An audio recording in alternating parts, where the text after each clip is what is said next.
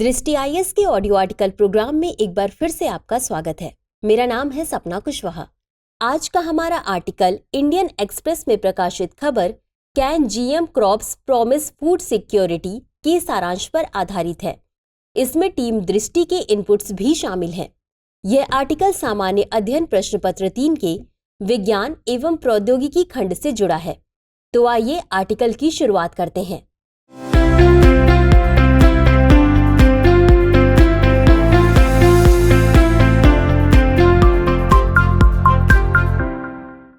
वर्तमान में वैश्विक खाद्य सुरक्षा एक ऐसा ज्वलंत मुद्दा है जो दुनिया भर में बढ़ती जनसंख्या और बदलती जलवायु परिस्थितियों के कारण तेजी से प्रासंगिक हो रहा है।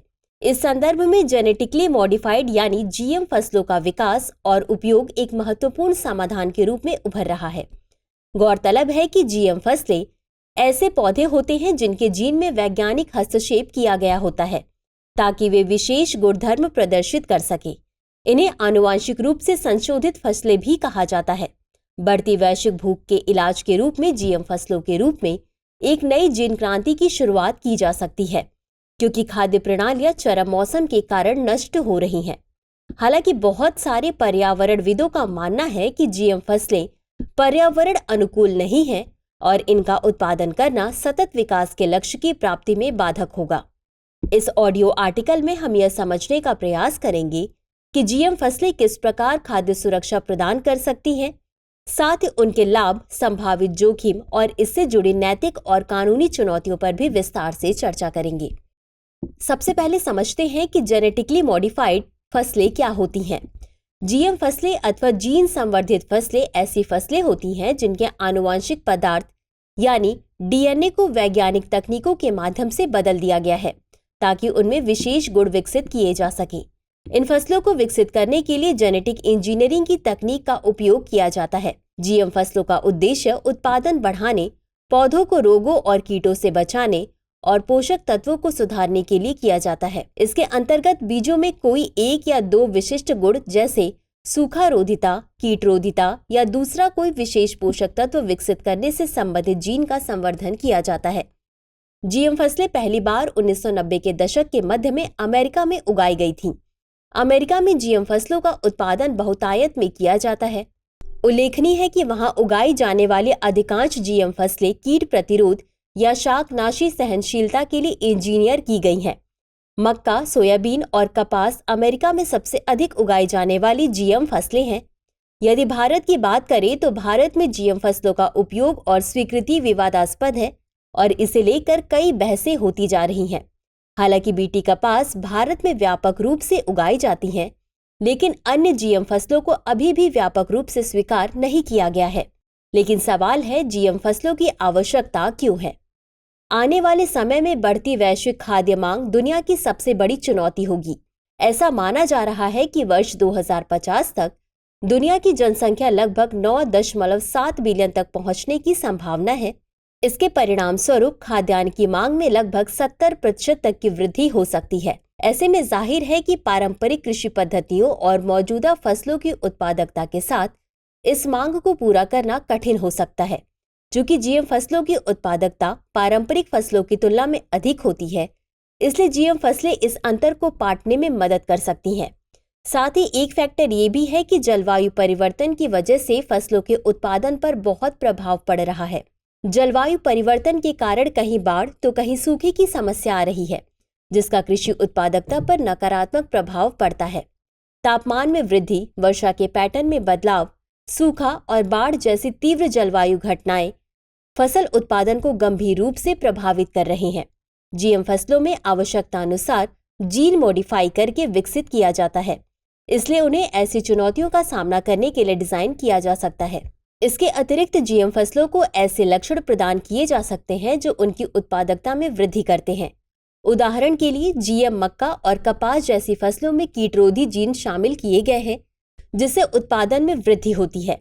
खाद्यान्नों के अधिक उत्पादन से बढ़ती खाद्य मांग की समस्या का समाधान किया जा सकता है। साथ ही जीएम फसलों में कीटनाशकों की आवश्यकता कम होती है। यह न केवल पर्यावरण के लिए फायदेमंद है बल्कि किसानों की लागत को भी कम करता है। उदाहरण के लिए बीटी कॉटन में बैसिलस थुरिंजिएंसिस यानी बीटी नामक जीवाणु का जीन शामिल होता है, जो कपास के कीटों को मारता है। इससे किसानों को फसल के खराब होने या नष्ट होने का भी खतरा नहीं रहता है। जीएम फसलों का एक अन्य लाभ ये भी है कि इन्हें पोषक तत्वों की मात्रा बढ़ाने के लिए भी संशोधित किया जा सकता है। गोल्डन राइस इसका एक प्रमुख उदाहरण है, जिसमें विटामिन ए की कमी को दूर करने के लिए बीटा कैरोटीन नामक पोषक तत्व को शामिल किया गया है। साथ ही साथ जीएम फसलों को जलवायु प्रतिरोधी बनाने के लिए भी संशोधित किया जा सकता है। मसलन सूखा प्रतिरोधी मकई और अधिक नमक सहिष्णु चावल जैसी फसलें, जो प्रतिकूल जलवायु परिस्थितियों में भी उच्च उत्पादकता बनाए रख सकती है। साथ ही फसलों की शेल्फ लाइफ बढ़ाने के लिए भी जीएम फसलों को संसाधित किया जा सकता है, जिससे खाद्य उत्पादों की बर्बादी कम होती है और अधिक समय तक ताज़ा रखा जा सकता है। उदाहरण के लिए फ्लावर सेवर टमाटर की शेल्फ लाइफ सामान्य टमाटरों से अधिक होती है। लेकिन सवाल ये है, जब जीएम फसलों के इतने ही लाभ हैं तो पर्यावरणविद इसके उत्पादन का विरोध क्यों कर रहे हैं? आइए समझते हैं कि जीएम फसलों के संभावित जोखिम कौन कौन से हैं। दरअसल जीएम फसलों के उपयोग से जैव विविधता पर संभावित नकारात्मक प्रभाव हो सकता है। पर्यावरणविदों का कहना है कि एक ही प्रकार की फसल के बड़े पैमाने पर खेती से पारिस्थितिकी तंत्र का संतुलन बिगड़ सकता है और प्राकृतिक फसलों की विविधता कम हो सकती है। साथ ही जीएम फसलों के उत्पादन में रोक लगाने की मांग का कारण स्वास्थ्य चिंताएं भी हैं। हालांकि जीएम फसलों को व्यापक परीक्षणों के बाद ही बाजार में लाया जाता है, फिर भी कुछ लोग इनकी सुरक्षा पर सवाल उठाते हैं। आनुवांशिक परिवर्तन के कारण नए एलर्जेंस या विषाक्त पदार्थ उत्पन्न होने की संभावना होती है। इसके अलावा जीएम फसलों में कीटरोधी जीन शामिल होते हैं, लेकिन समय के साथ कीट इन जीनों के प्रति प्रतिरोध विकसित कर सकते हैं। इससे नए और अधिक प्रभावी कीटनाशकों की आवश्यकता हो सकती है। इसके अतिरिक्त जीएम फसलों के उत्पादन से जुड़े कुछ नैतिक मुद्दे भी हैं। कुछ लोग इसे प्राकृतिक फसलों के साथ छेड़छाड़ के रूप में देखते हैं और इसके खिलाफ नैतिक आपत्तियां रखते हैं। साथ ही जीएम फसलों के विकास के लिए बहुत अधिक शोध और अत्याधुनिक विकास की आवश्यकता होती है, जो आमतौर पर बड़ी बायोटेक कंपनियों द्वारा किया जाता है। इससे बौद्धिक संपदा अधिकारों का मुद्दा उठता है, क्योंकि ये कंपनियां अपने जीएम बीजों पर पेटेंट प्राप्त करती हैं और किसानों को इन्हें हर साल खरीदने के लिए बाध्य करती हैं। ऐसे में सवाल ये है कि जीएम फसलों का भविष्य क्या होगा या आगे की राह क्या होगी। यदि जीएम फसलें सही तरीके से नियोजित और प्रबंधित की जाती हैं, तो जीएम फसलों का भविष्य उज्जवल हो सकता है। हालांकि जीएम फसलों के उपयोग के लिए एक मजबूत और पारदर्शी नियामक ढांचा आवश्यक है।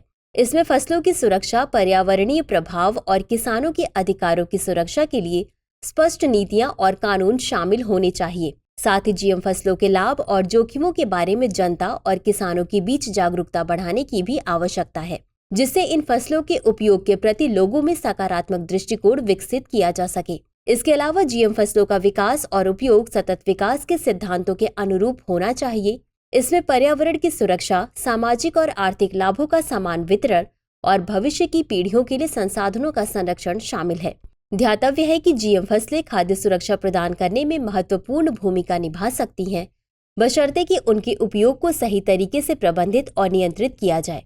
जीएम फसलें उच्च उत्पादकता, कम कीटनाशकों की आवश्यकता, पोषण सुधार, जलवायु प्रतिरोध और लंबी शेल्फ लाइफ जैसे लाभ प्रदान करती हैं। हालांकि उनके उपयोग के साथ जुड़े संभावित जोखिमों, जैव विविधता पर प्रभाव, स्वास्थ्य चिंताओं और नैतिक और कानूनी चुनौतियों को ध्यान में रखना महत्वपूर्ण है।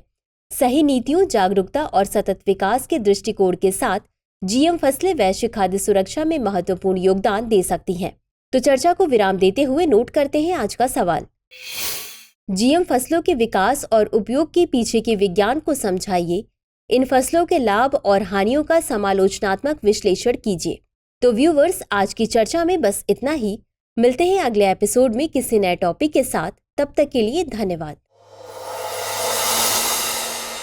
डियर व्यूवर्स, अपने एग्जाम की तैयारी को और बेहतर करने के लिए हमारे चैनल को लाइक, शेयर और सब्सक्राइब करना न भूलें।